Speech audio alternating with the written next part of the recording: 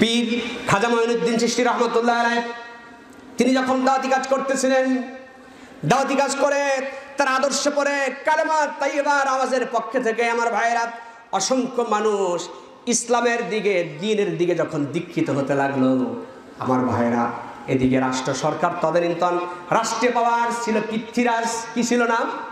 পৃথ্বীরাজ। এই পৃথ্বীরাজের তেলে বাগুনে জ্বলে উঠলো। আমি শুধু আপনাদের এক্সাম্পল বলছি, লম্বা ঘটনা শোনানো সময় নেই, উদ্দেশ্য আমার নয়, শুধু ইমান নাড়া দিতে চাই।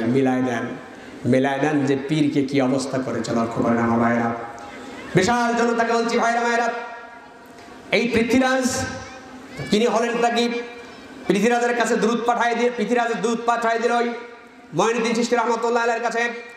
দূত চলে গেল, দূত চলে গিয়ে খবর নেওয়া চলে গিয়ে বলল, যাও ফকির বেটাকে বলো সে যেন এই কালেমার আওয়াজ বাদ দিয়ে, কালেমার দাওয়াত বাদ দিয়ে সে যেন অন্য এলাকায় অন্য এলাকায় চলে যায়। এবারে মিলান পীরের ওয়াজ, খুব খেয়াল করেন।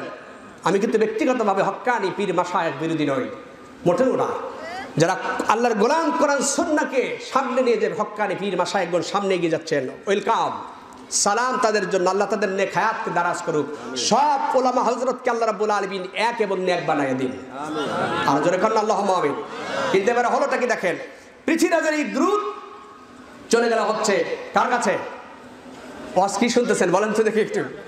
মঈনুদ্দিন চিশতি রহমতুল্লাহ আলাইহির কাছে।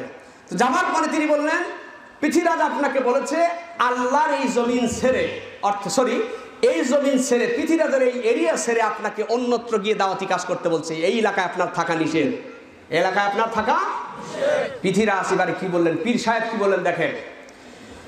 এবার পীর সাহেব ডেকে বললেন, পৃথ্বীরাজের দ্রুত শোনো, এই জমিন কার? জোরে কয় না কেন রে মুসলমান? আর জোরে বলতে হবে, জমিন কার?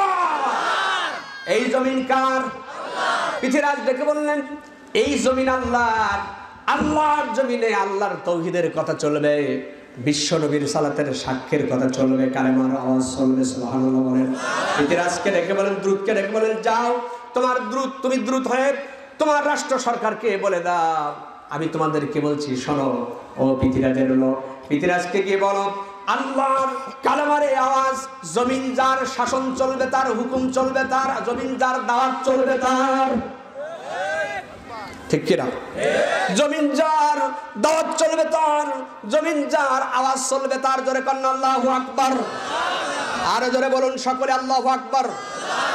সুতরাং এই পৃথ্বীরাজের কথা বলতে গিয়ে তিনি বললেন, পৃথ্বীরাজকে গিয়ে বলো সেই যেন আল্লাহ রাব্বুল আলামিনের এই আদালত ছেড়ে, আল্লাহর এই জমিন ছেড়ে অন্য কোনো জমিন যদি থাকে, তোমার রাষ্ট্র সরকারকে বলো, তোমার রাজাকে বলো, সেই জায়গায় যেন চলে যায়। আল্লাহু আকবার বলবো না? এই আস্তে করে বললাম বলে আওয়াজ কম হলো, মানে ব্যাপারটা এমন। এই কথা লোড কথা খেয়াল করেছেন? কি বুকের পাটা নিয়ে তিনি কথা বললেন। তিনি কথা চিন্তা করেন নাই যে আমি তো ভারতবর্ষে দাওয়াত দিতে এসেছি, এই ভারতবর্ষে কাজ করি, এখানে তো পৃথ্বীরাজ হচ্ছে শাসক। তিনি সে কথা চিন্তা করেন নাই। তিনি চিন্তা করেছেন হচ্ছে উপরের চাপ, নিচের চাপের চিন্তা করেন নাই। তিনি ইমান বাঁচানোর ক্ষেত্রে আল্লাহর তাওহীদের আওয়াজকে বলবৎ করার জন্য পৃথ্বীরাজ ইমান গ্রহণের জন্য ইমানের উপরে টিকে থাকার ডাক দিয়েছে।